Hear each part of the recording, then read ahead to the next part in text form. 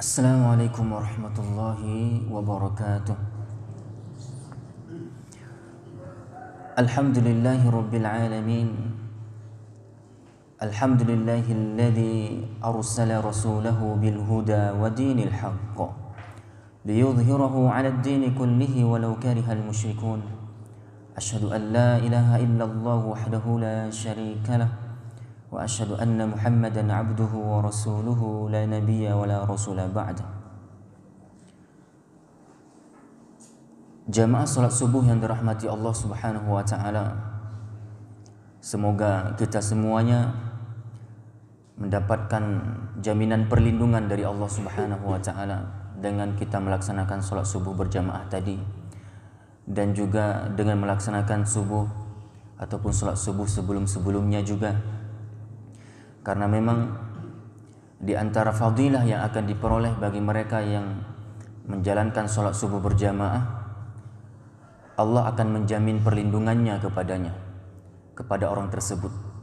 Allah akan lindungi dia dari keburukan di hari di mana pasti kita sangat membutuhkan perlindungan Allah dari keburukan, dari kesesatan, dan dari apapun yang membawa mudarat bagi diri kita. Makanya kita harus percaya diri, kita harus merasa berani, gak boleh takut, disebabkan karena memang Allah akan melindungi kita, disebabkan ketaatan kita kepada Allah, disebabkan keinginan kita yang masih ada di dalam hati untuk melaksanakan sholat subuh berjamaah. Mudah-mudahan kita menjadi hamba-hamba Allah Subhanahu wa taala yang memperoleh rahmat darinya, yang dengan rahmatnya nantinya Allah akan masuki kita ke dalam surganya. Saudaraku yang dirahmati Allah Subhanahu wa taala, Rasulullah sallallahu alaihi wasallam bersabda, hadis yang datang dari Abu Hurairah radhiyallahu anhu, kullu ummati yadkhuluna al-jannah illa man aba. Kullu ummati yadkhuluna al-jannah illa man aba. Qila wa man ya'ba ya Rasulullah? Qal man ata'ani dakhala al-jannah wa man 'asani faqad aba. Rawahul Bukhari. Hadis yang datang dari Abu Hurairah radhiyallahu anhu ini, di mana Rasulullah di dalam sabdanya menyampaikan, kullu ummati, setiap dari umatku, yadkhulunal jannah, mereka itu akan memasuki surga, illa man aba, kecuali dari umatku itu yang tidak akan masuk surga adalah mereka yang enggan memasukinya. Para sahabat bertanya, ya Rasulullah, siapa yang mereka itu enggan masuk surga? Para sahabat pasti heran. Kita pun mungkin ketika mendengar hadis ini juga heran. Kok ada ya umat Muhammad itu yang enggan masuk surga? Padahal jelas surga itu penuh dengan kenikmatan. Padahal surga itu penuh dengan kesenangan, keindahan. Namun kenapa juga ada yang memang di antara umat Muhammad itu yang enggan juga memasukinya? Kalau ada orang enggan, tidak mau untuk memasuki neraka, logis. Karena memang neraka itu mengerikan. Neraka itu identik dengan azab. Neraka itu adalah siksaan, sesuatu yang tidak menyenangkan.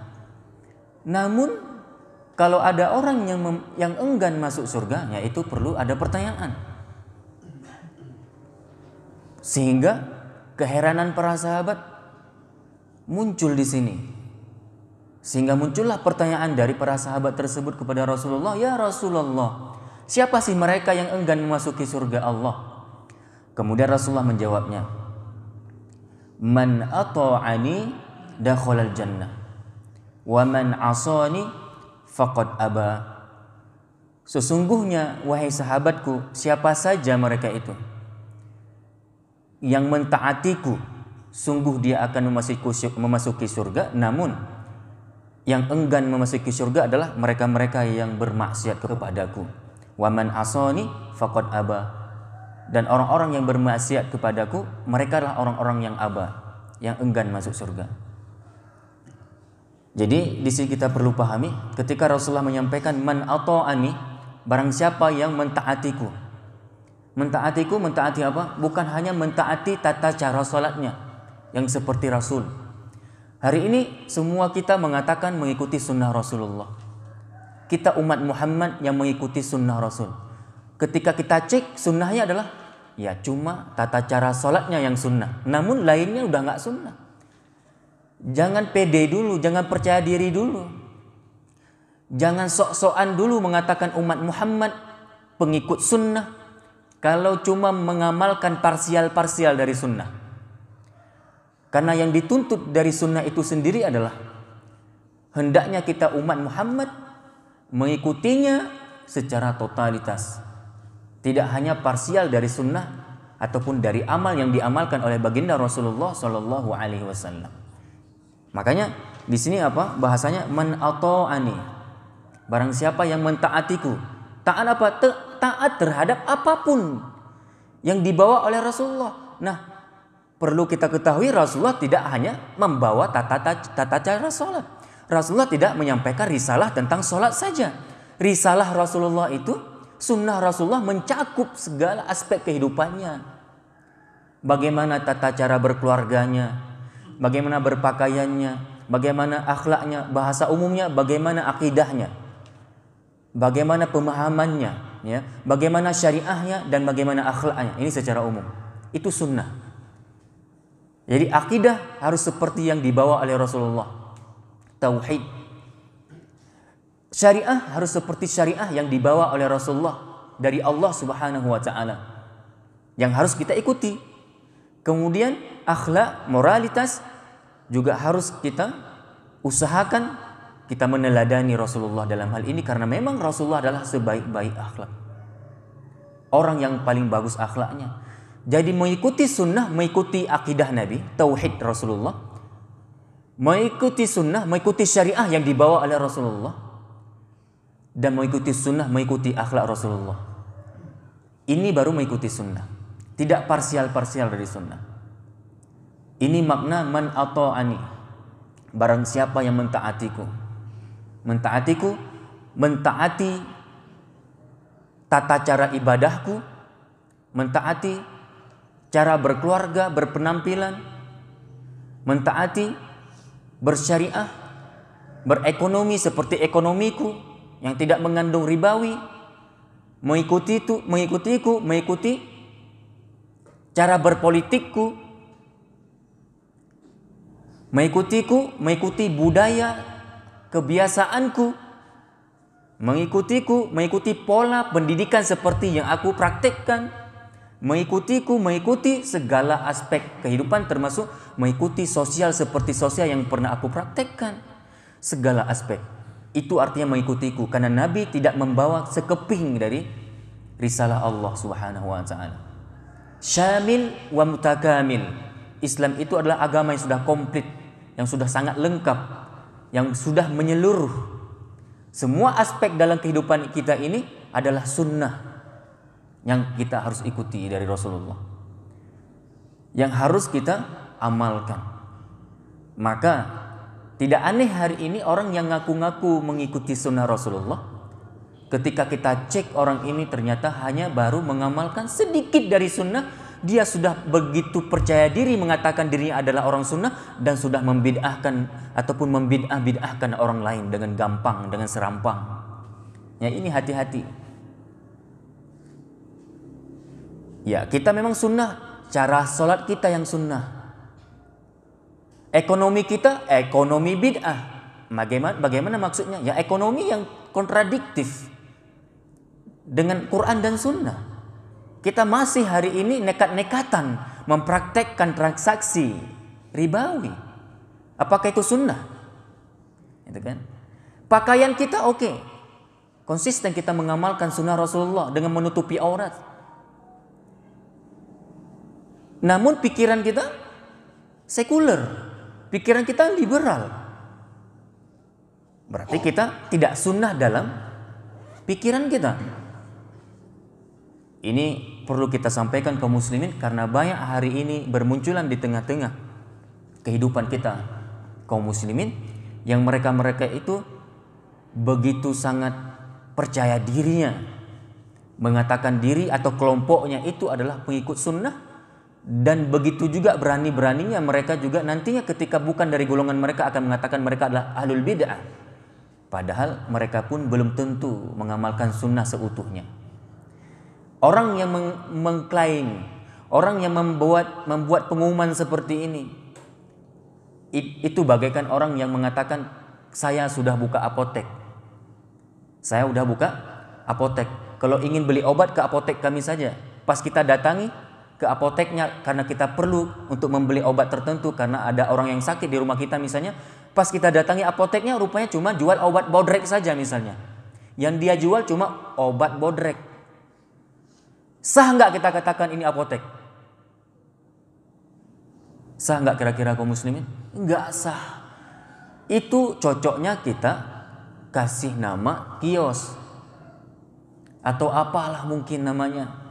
Namun maaf Pak, maaf Bu, kalau itu dikatakan apotek, ya itu harus tahu rasa malu lah sedikit. Apotek, tulisannya apotek, isinya cuma obat bodrek doang. Ya berarti ini bukan apotek. Karena yang dikatakan apotek adalah tempat yang di situ dijual bermacam jenis obat-obatan. Segala kebutuhan orang, dari orang-orang yang sakit, kalau kita datangi ke tempat itu ada kebutuhan itu. Mau sakit kepala ada obatnya, sakit perut ada obatnya, sakit emah lambung ada obatnya, gatal-gatal ada obatnya, sakit luar, sakit dalam ada obatnya. Itu baru apotek namanya. Maka belum sah kita bilang kita sudah buka apotek kalau cuma kita jual cuma 1-2 jenis obat saja. Begitulah orang juga umpama bagi orang yang mengatakan kami ahlu sunnah wal jamaah, kami adalah orang sunnah, kami adalah pengikut Muhammad. Namun pas kita cek dia cuma mengikuti Nabi Muhammad pada bab-bab tertentu saja. Tata cara sholat Nabi saja yang seperti sunnah, berpakaian saja yang seperti sunnah. Yang lain itu dia masih mempraktekkan di luar sunnah. Ini bukan orang sunnah. Ini belum orang sunnah. Dari itu kaum muslimin dirahmati Allah Subhanahu wa taala, risalah Rasulullah yang beliau bawa dari Allah Subhanahu wa taala itulah risalah Al-Qur'an, yang mana Al-Qur'an sudah kita ketahui bersama sebagai kitab suci kita, mencakup segala aspek kehidupan. Maka kalau kita benar-benar telah menjadi umat Muhammad, kita harus konsisten mengikuti semampu kita apapun yang dibawa oleh baginda Rasulullah Shallallahu Alaihi Wasallam dalam segala aspek yang beliau bawa. Itu baru kita dikatakan adalah kita pengikut sunnah. Baru kita katakan kita adalah sunni. Ya ini. Makanya sebalik dari itu, orang yang tidak mentaati Rasulullah, wa man asani, kembali ke hadis, barang siapa yang bermaksiat kepadaku. Apa arti bermaksiat kepadaku? Makna bermaksiat kepadaku adalah yang mana mereka itu berpikiran, memahami urusan agama, mengamalkan sesuatu kemudian dari urusan agama tidak seperti yang aku pahami dan yang seperti aku amalkan.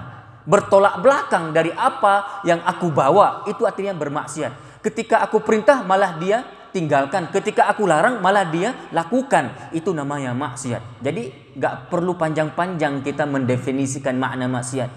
Gak perlu ada penjabaran luas. Cukup dengan makna maksiat adalah mengamalkan larangan, meninggalkan perintah. Itulah maksiat. Kami ulangi, maksiat adalah meninggalkan perintah Allah dan Rasulnya, melakukan, mengamalkan apa saja yang Allah dan Rasulullah larang. Itulah maksiat. Mengamalkan sebalik yang Allah dan Rasulullah perintahkan. Sedangkan takwa Sedangkan ketaatan, apa yang Allah dan Rasulullah perintahkan, kita ikuti. Dengan senang hati, dengan sepenuh hati. Ketika Allah dan Rasulnya melarang sesuatu, kita tinggalkan. Dengan sepenuh hati pula. Itu baru namanya ketaatan. Sedangkan taat lawannya maksiat. Maksiat adalah sekali lagi sebalik dari ketaatan. Maksiat adalah meninggalkan apa yang Allah dan Rasulullah perintah dan melakukan, mengamalkan sesuatu dari apa yang Allah dan Rasulullah larang. Itu maksiat. Dan orang yang bermaksiat kepada Rasulullah, apa bermaksiat kepada Rasulullah? Yang mana mereka tidak mengikuti apa yang Allah perintahkan dan Rasulullah perintahkan. Itu adalah maksiat. Tidak berakidah seperti akidah yang Rasulullah bawa. Tidak bersyariah seperti syariah yang Rasulullah bawa. Tidak berakhlak seperti akhlak yang telah dipraktekkan, dimunculkan, diamalkan oleh Rasulullah SAW. Itu adalah maksiat. Ini hati-hati. Dan orang yang bermaksiat kepada Rasulullah, mereka berarti orang yang enggan masuk surga. Jadi jangan kita mengatakan aku ingin surga, tapi kita masih enggan mengamalkan sunnah. Bahkan tidak hanya sekedar enggan kaum muslimin. Ini sangat berbahaya. Apa itu? Tidak hanya sekedar enggan mengikuti sunnah, bahkan dia membenci dari apa yang dibawa oleh baginda Rasulullah. Ini adalah musibah.